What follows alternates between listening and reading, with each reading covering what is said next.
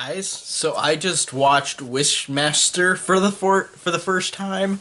I can't speak apparently. I watched Wishmaster for the first time a couple days ago because this is one of those horror franchises that I have not gotten to, and it's one of the only big ones that I have not gotten to. Like in terms of like horror franchises, there are like four of these movies, and I've never seen any of them. And I'm ashamed that it took me this long to watch at least one of these. Also, as well with Hatchet, because I've not seen any Hatchet movies, and those are two franchises that I need to get over with. So I watched Wishmaster. Wes Craven presents Wishmaster, which is it's a cool thing that Wes Craven, I guess, was a part of, like, making the idea of this movie. And this has a really great cast. Kane Hodder, Tony Todd, Robert Englund, Ted Raimi, and then freaking Angus Scrimm and Reggie Bannister.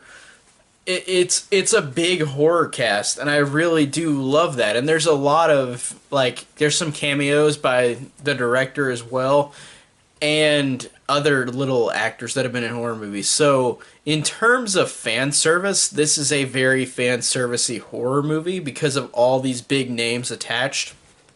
And going into the opening, I thought the gore in this movie was incredible in the opening. I thought that was a great, fantastic way to open this movie.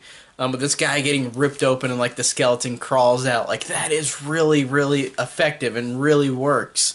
I love that. And at the beginning, too, there was a funny scene with Reggie from Phantasm, Reggie Bannister. That was a great scene where, like, he's talking to this homeless guy who's wanting to get in, and, like, and he told, like, the homeless guy tells Reggie to fuck off, and Reggie says, well, I pay my taxes, so this is technically my place, so fuck off, like something like that. And it was really funny. It actually really worked. Besides the opening and besides that, I thought this movie really blew. Like, I can give this movie creativity.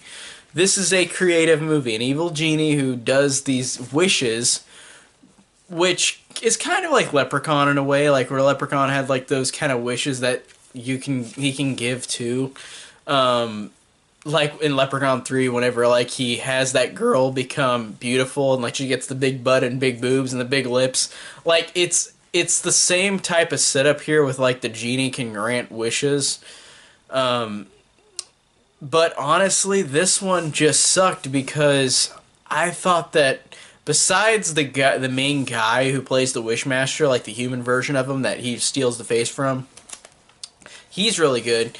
Everything else sucks in this movie. The main character is awful. Her acting is horrendous. Like, I was seriously just sitting there like, how did any of these lines make it past, like, putting this in the movie?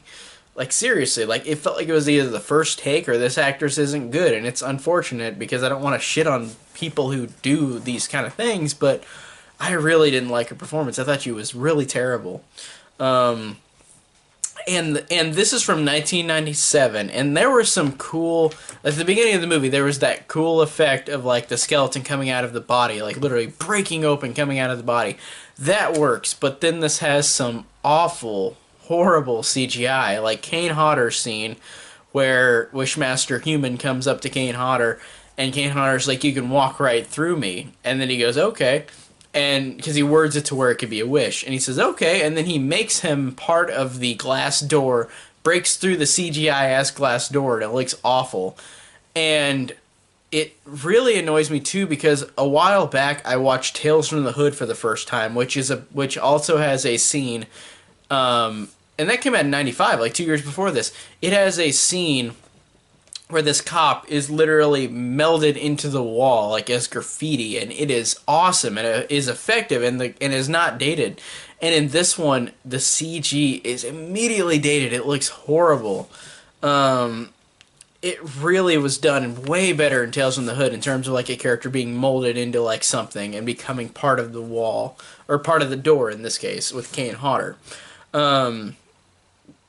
And the score was pretty bad too, and this is also a complaint not because of the movie, but because of the transfer I watched it on a Lionsgate like Artisan Entertainment like DVD collection where like it's Wishmaster 1 and 2, Leprechaun, and I think Pumpkinhead 2. But this 4-pack, the audio is so bad to where I couldn't, like, I turned it up so much to where the dialogue was so quiet.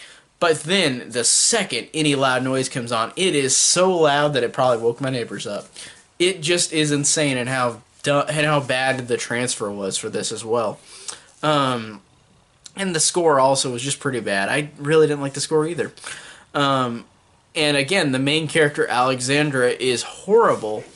But I do like, in concept, I do like this story. I do like the idea of this like evil genie like granting wishes, and they cause like their wishes that are bad. Like they're not good. Like they're wishes that whenever the person wishes for it, it becomes bad on their part. Like the lady who wishes to become beautiful forever, she just literally becomes like a mannequin. And in concept, that's cool, but I just felt like a lot of the execution in this was done really not well. And because of the horrible CGI and the horrible acting, like this one, again, like in concept, like it's cool, and it's also cool in concept that the Alexandria character at the end like stops Wishmaster based on her cunningness. Like she does it to where like Wishmaster is never like brought out of the like he's never brought into the existence like or reawakens. He doesn't reawaken at the beginning of the movie because she smartly does it to where she reverses it before he wakes. I think that's really cool. I really like that a lot as well, but just the execution is just so awful. Like, the acting is so awful. The CG is so awful. Besides a few little things, I really, really didn't like this movie. And it's unfortunate because it has its fans. It does. And there's movies that I love that people could argue are just like this movie in terms of, like, good or bad. So, it's just my personal taste. This one wasn't for me. But I will still watch the other three because I'm just that much of a completionist. I don't know how long it'll take me to watch the other ones, but as of now, this one I really didn't like. Besides a few little things, I really didn't like it. I thought it wasn't good. So that's my thoughts on Wishmaster. What do you think about it? I think that people do like this movie, and I'm not going to take that away from them. It's just my personal opinion. So tell me down below what you think of the 1997 movie Wishmaster, and thank you guys so much for watching.